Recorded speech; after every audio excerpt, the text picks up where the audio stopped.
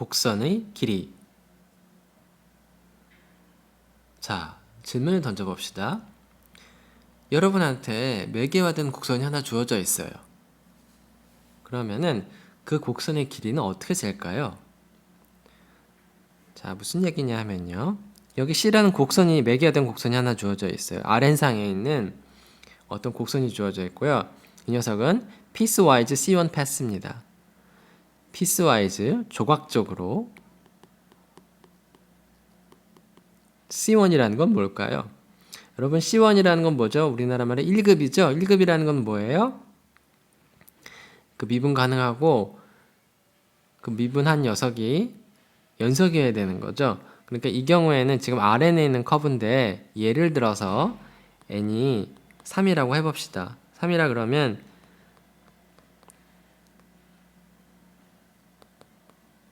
세 개의 성분이 있겠죠? x1t, x2t, x3t. 물론 3차원상에서는 x1, x2, x3도 쓰지만 우리 xyz라고도 많이 쓰죠. 자, 이 녀석이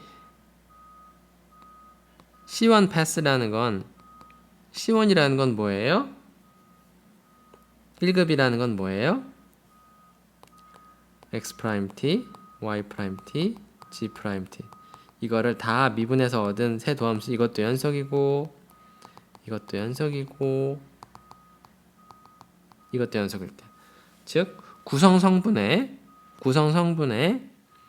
도함수들이 모두 연속이면은 이 녀석을 C1 곡선이라고 합니다.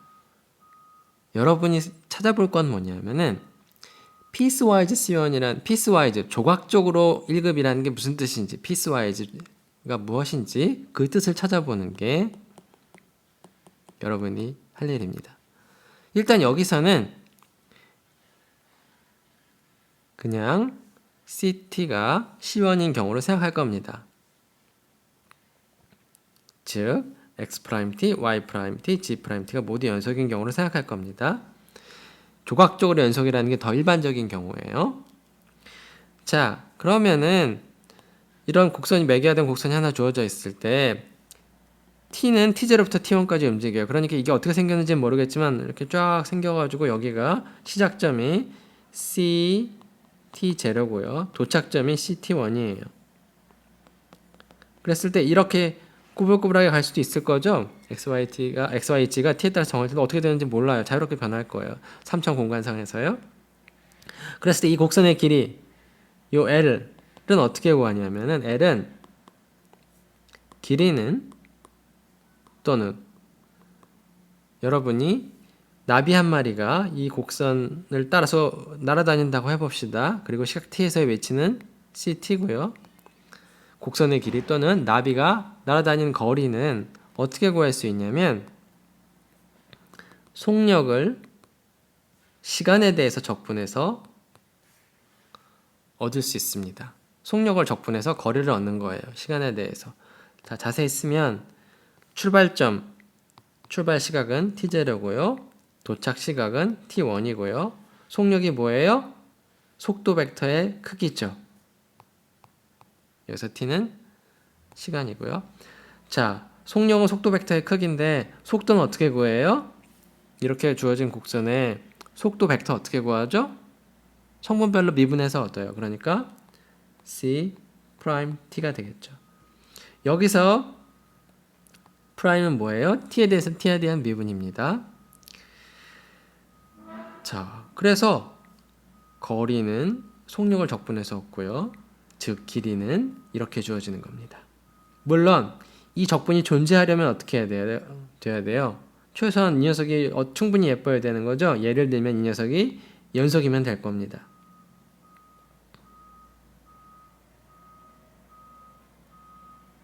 그런데 우리 뭐라 그랬죠? x'(t), y'(t), g'(t) 그러니까 연속이라 그랬죠? 그러니까 c't도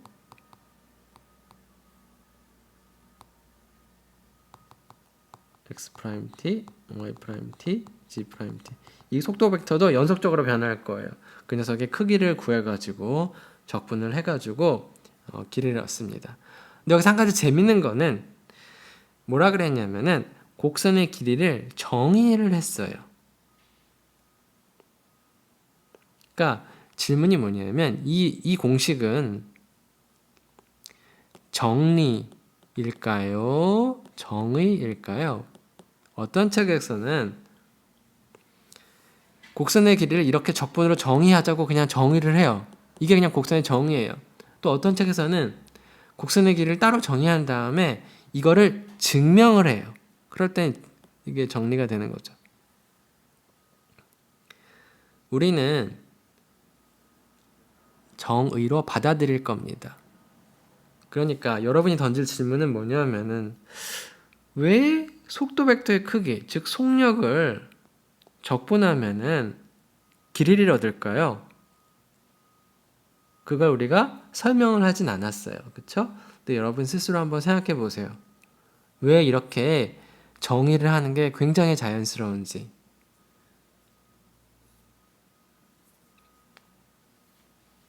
물론 우리가 방금 전에 곡선의 길이를 매개화할 때 시각을 t로 놓은 다음에 시각 t에서의 위치가 ct였죠. t에 대해서 우리가 매개를 썼지만 t가 아니라 뭐 u를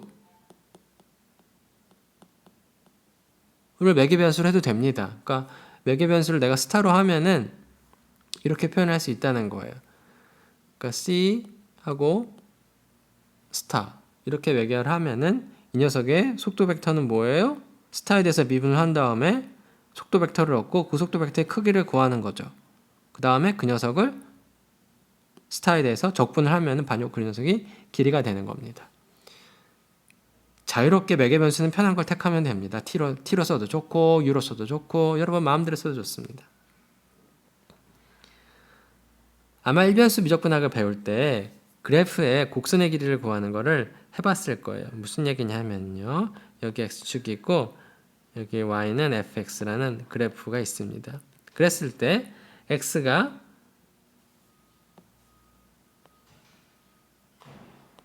a부터 b까지 변할 때 이 그래프의 길이, 이 그래프의 곡선의 길이는 어떻게 구하죠? 이 길이를 L이라고 두면 L을 우리가 어떻게 구하죠? 도함수를 구한 다음에 도함수는 당연히 x에 대한 도함수죠. 여기서는 그러니까 f'x는 dy dx예요. 이 녀석을 제곱을 하고 1을 더한 다음에 루트를 씌워가지고 이걸 x에 대해서 적분을 하면은 바로 이 곡선 길이 L을 얻을 수 있어요. 근데 그런 거를 이제 여기서 이 일반적인 공식을 우리가 받아들이고 나면은 이런 걸 체크할 수 있습니다. 이게 왜 추루가 되는지 체크할 수 있습니다. 이런 그래프는 어떻게 매개화할 수 있냐면요. x를 어디로 보내는 거냐면 x, fx로 보내는 거죠. 이게 우리한테는 캐피털 C, x가 되는 겁니다. 자, 그러면은 이제 x는 a부터 b까지 변하고요. 이 곡선의 길이는 이 곡선의 길이 정의, 이 박스에 있는 정의에서 뭐가 되죠? 여기서는 t로 매개한 게 아니라 뭘로 매개한 거예요? x로 매개한 거예요. 시각 x에서의 x좌표는 x고 y좌표는 fx예요. 자, 속도 벡터를 구해볼까요? 자, 그런데 일단 x가 a부터 b까지 변하고요. 속도 벡터가 뭐예요? 이거를 x에서 미분하면 1이고요. fx를 x에서 미분하면 f'x죠. 자, a부터 b까지 이 속도 벡터의 크기는 어떻게 돼요? 루트의 1제곱 더하기 f'x의 제곱이 되는 거죠. 그 다음에 dx. 바로 이 녀석이 뭐예요? 우리가 원하던 그 식이죠. 물론 f'x를 dy dx라고 쓸 수도 있을 겁니다. 그런데 물론 여기서 끝내도 되지만 여기 이 표현까지 쓴 이유도 있어요. 여기 뒤에를 보세요. 이만큼을 한번 보세요. 이만큼이 뭐가 되는지를 보면은 이거를 포멀하게 어떻게 쓸 수 있냐면은 이렇게 쓸 수 있어요. dx의 제곱 더하기 dy의 제곱이에요. 이건 포멀하게 그냥 쓰는 거예요. 1 더하기 a제곱분의 b제곱은 a제곱분의 a제곱 더하기 b제곱이죠. 물론 우리는 이런 거 증명 이런 거 생각 안 했어요. dx가 뭔지 이런 걸 막 제곱할 수 있는지 이런 거 안 했지만 형식적으로 쓰는 거예요. 형식적으로 쓰면은 여기에다가 dx를 곱하는 거죠. 그렇죠? 근데 형식적으로 이거를 안에다 집어넣습니다. 그럼 제곱이 되고 죽어라 죽자 하면은 요만큼의 파트가 뭐냐면은 이만큼의 파트가 바로 뭐가 되냐면요.